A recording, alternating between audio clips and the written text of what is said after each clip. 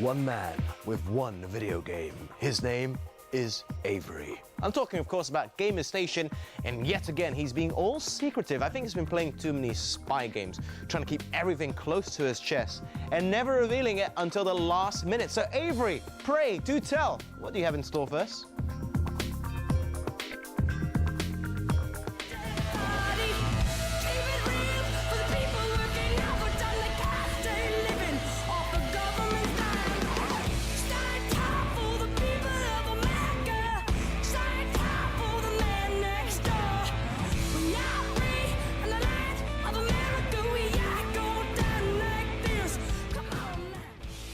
Hey, Avery Score here with another amazing episode of the Gamer Station, where another week, another AAA title. It's been a crazy 2013, and now we have Bioshock Infinite right here in our hands. Now, if you're a fan of the Bioshock franchise, you've been anticipating this game quite a bit. I certainly have. And the good news is that while this is a departure from the series' roots, it absolutely builds on the strengths of the franchise while presenting an entirely new world to explore and shoot people in. You play Booker DeWitt, who's this kind of hard-boiled former soldier. The game's set in 1912, sort of an expansion of this idea of American exceptionalism before America is fully a superpower. Now, hot on the heels of the Booker Rebellion in Peking, this mythical kind of microcosm for American exceptionalism called Columbia secedes from the Union under the auspices of this mysterious prophet figure called Comstock. The prophet is this all-powerful authority within the world of Columbia, shaping it to his will and in his vision. It's the very embodiment of the American ideal of a beacon on a hill, radiating light to the world. This is sort of a Garden of Eden set in a steampunk, suspended aerial city, suspended by dirigibles and all sorts of weird retro future technology.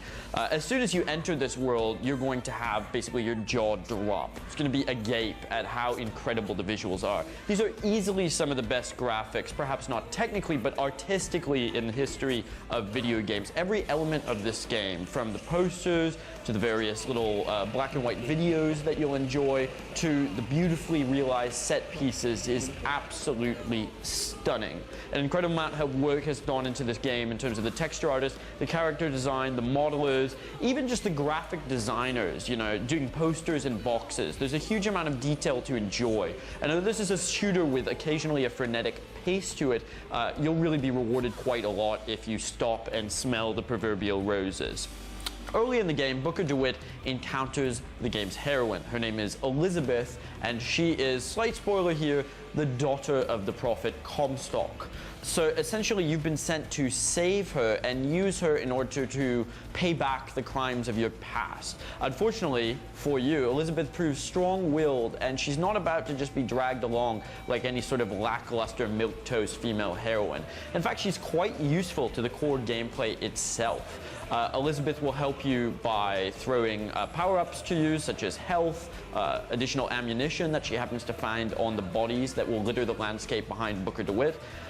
And most notably, she has the power to open rifts in space-time. That's right. It just so happens that while locked away in a Statue of Liberty type floating tower by her megalomaniac father, Elizabeth happened to read some physics books and realized that, as she says, there's an ocean between what we see and what's really there. And this realization allows her to open up rifts in space-time, revealing oncoming trains, guns and turrets, which you can use at your disposal, power-ups, and often elements that will advance the plot. So this is something that's both useful in your running and gunning gameplay and to advance the intrigue of the action. This is a game that's not just fun to play, but is also extremely thought-provoking. It makes you consider sort of American imperialism, this idea that America is an exception and can comport itself exactly how it pleases. These are ideals that are being challenged today by kind of the decadence and the fall of the US as an economic power, but have prevailed for the greater part of a century. So this game is very timely in a time when we're seeing this kind of democratization of power throughout the world, including developing nations such as our own right here in Malaysia. It's a game that will really grab your interest.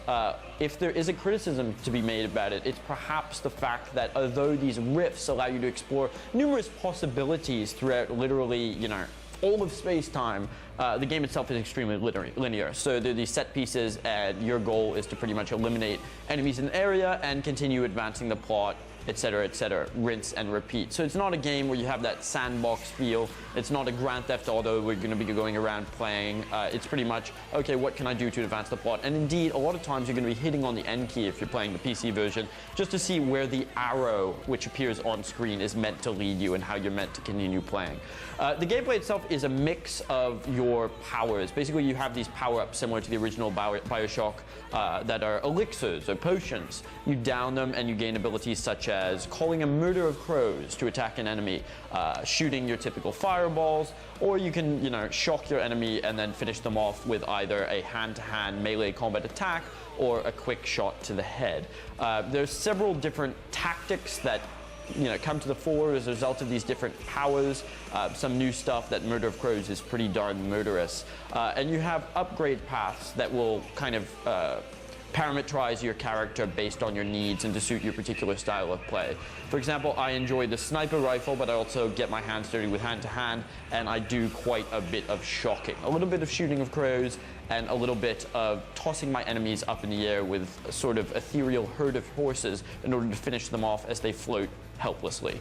The powers are cool, they work pretty well, but if you were to put those to the side, this is pretty typical first-person shooter action. You have a range of weapons which fit the steampunk ethos of the rest of the game, but other than that, the shooting is not really anything to write home about. The artificial intelligence in the game is better than average. Enemies will duck behind cover, and they'll use some of the environmental advantages that they may have in order to try to dispatch of you.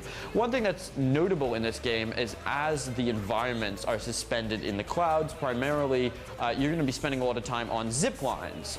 Booker DeWitt has a cool little grappling thing which you can use both to smash his enemies' skulls open, and also to move along on these zip lines, which are generally used by the monorails in the game. This allows you both to access higher and higher platforms, and also to jump down from above to dispatch of an enemy who's waiting unsuspecting on the ground. In general, without spoiling too much of this game, I would just simply say pick up and play it. There are those of you who might find it a little too limiting and linear, but the most gamers will just absolutely adore this game, both for its thought-provoking plot, its beautiful, beautiful graphics, truly some of the best on any platform of all time, and its fun, frenetic gameplay, which absolutely lives up to its predecessor. Go ahead and grab this game right now. It's brilliant. It's probably going to be one of the best games of the year. Absolutely a memorable experience that you'll be able to share with your friends, your family, and your fellow gamers. I'm Avery Score, and this was the Gamer Station. Thank you, Avery. Do you mind if I stay in here a bit longer? Is that okay? Do I have to get out? Fine. Fine. All right, okay. It is the end of another episode of Gadget Nation, and I'm not too mad. It's really cold in here, so I do want to get out of here. But find us on Facebook and on Twitter, simply because we would love to hear from you. Anything you've seen on the show, anything you want to see on the show, perhaps your own review of a certain gadget which we haven't featured on the show. Well, my name is Adam Carruthers. Until next time.